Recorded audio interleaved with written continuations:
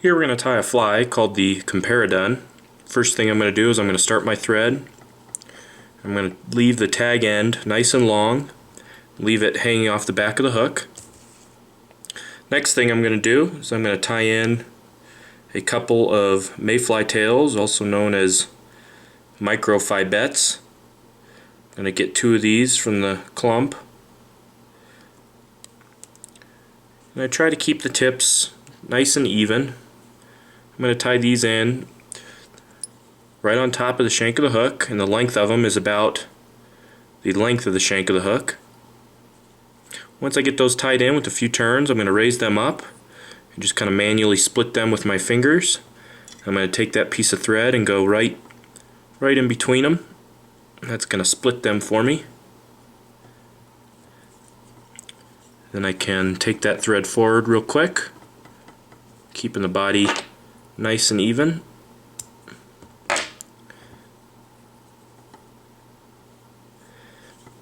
And I'm going to take my thread back to the rear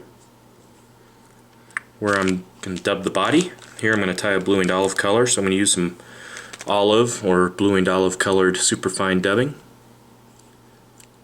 I'm going to put on just enough to coat the hook or coat the thread.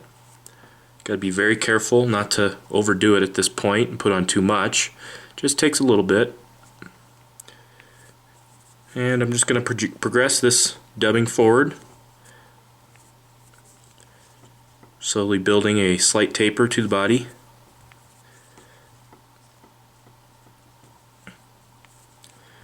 I'm going to go all the way up to the thorax. I'm going to stop just shy of the thorax.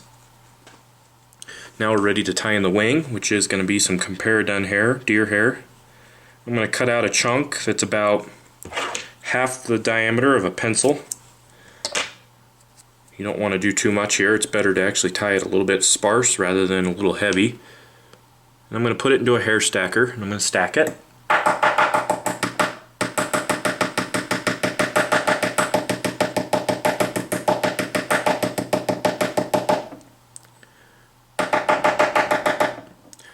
Now, once I've got the tips nice and even in my stacker, I'm ready to tie them in. And I do so by taking the tips and they face forward on the fly. I want them to be about the length of the shank of the hook, no shorter, no longer.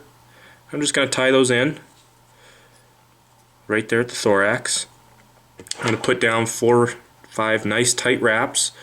Then I'm going to take my deer hair and I'm going to lift it up. I'm going to trim it as close as I can at the back there.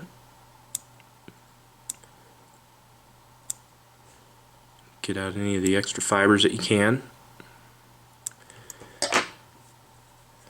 Now I'm going to wrap back on those and just clean them up a little bit. Then I'm going to lift up that deer hair.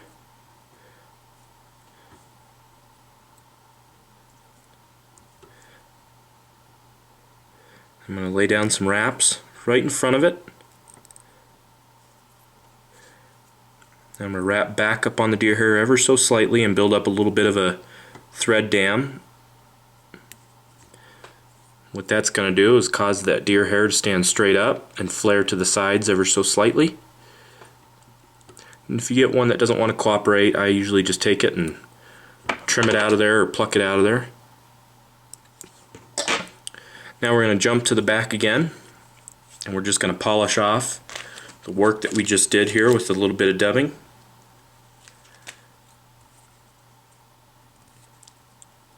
Same color dubbing.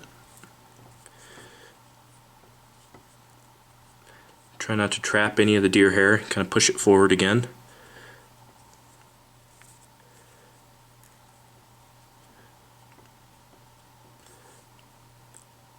And I'm going to lift the deer hair back again. Jump my thread to the head of the fly. Then we can whip finish right at the eye of the hook.